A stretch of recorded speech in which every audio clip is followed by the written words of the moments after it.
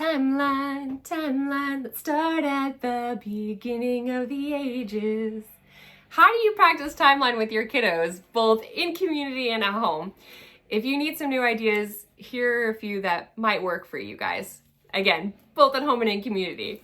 One is keepy uppy. So as you are teaching and singing the songs, what you can do is take a balloon and have the kids keep it up in the air as you are singing the timeline portion of your song. This is a game that originated from Bluey. I'm sure it has been all over the place, but the Keepy Uppy name came from Bluey, which is a show. And so that's a fun way to keep the kids engaged and just to get them moving around and practicing the particular sentences. The next way you can do this is to take the cards before everybody gets there and hide them around your classroom or whatever room you're using in your home, and then have the kids go on a scavenger hunt to find the cards. Once they do that, when I'm tutoring, I will have all the kids come up to the front of the classroom and arrange themselves into the correct order. And some of them know the trick of using the numbers on the back. Yep. So they know, oh, I'm number 24. What number are you? And then some of them actually use the correct dates on the bottom. Either way, pretty fun. So we have them sort it. For the younger kids, after they found their scavenger hunt cards, I'd have them sit down and I would call them up in order and put them in order correctly. And then they would learn the hand motions. Another way to do this is you can have all the cards on the board. So you can still have them do the scavenger hunt. You take all the cards, you put them back correctly on the board.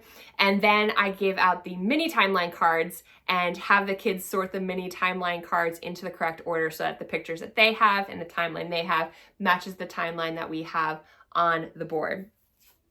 The next fun way to do it is called, people call it many different things. We call it boom cards.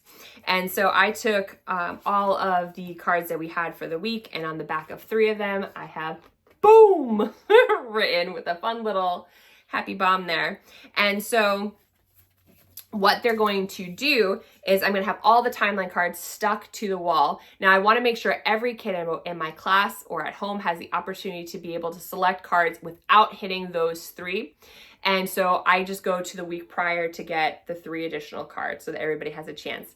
A way to make this a little bit more fun and give a little bit more skin in the game for the kiddos is I took 3 Hershey Kisses. I learned about this from another YouTube CC mom, and everybody got 3 Hershey Kisses. And now they only got to keep those Hershey Kisses if they didn't get one of the boom cards.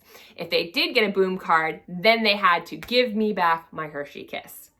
And when we played it the last time, we got all the way down to everybody had 1 Hershey Kiss, and the mom was the last one to pick a card, and she picked a card, and everybody was safe, and they got to keep their 1 Hershey Kiss, and so they were super, super excited. But that was just a fun game that we played as well. Another one that might work well for your kids is you can order these tiny hands on Amazon.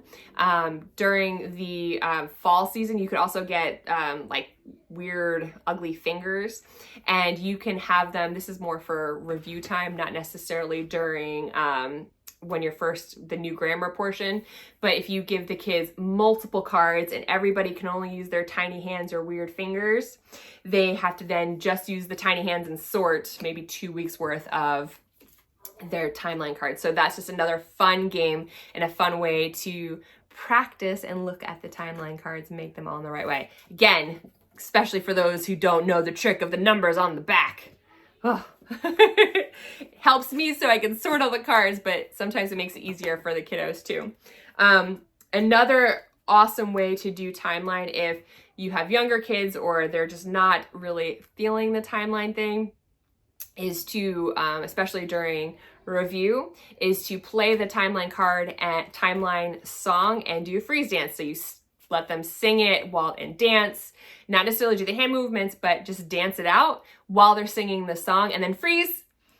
And then, which basically means you pause the song, and then you play the song again and let them continue dancing and singing the song. So freeze dance is another one I like to do during review, as well as musical chairs. Now for musical chairs, we only ever have one person that gets out, and the person that is out is the one that I either let control the music, or which is the timeline song, or I have them practice the hand motions, or I'll have them sort out that week's timeline cards. Again, it just depends on the kids' ages that you have and what their participation level looks like for timeline. The other thing is that listening to it can be really powerful as well. So having them listen to the timeline song while they're doing a puzzle, or while they are playing with Play-Doh, or while they're maybe coloring pictures from the timeline can also be really helpful if you're looking for those kinds of ideas as well. So I hope you have fun. If you have other cool timeline games, please put them in the comments. I'd love to hear them. I'd love to try them out and see what how they work and if they're fun and what age groups they might work for. So definitely, I'd love all your suggestions, and I hope you guys have a fantastic day and a fantastic time with community and with your kiddos at home, and we will see you in the next one.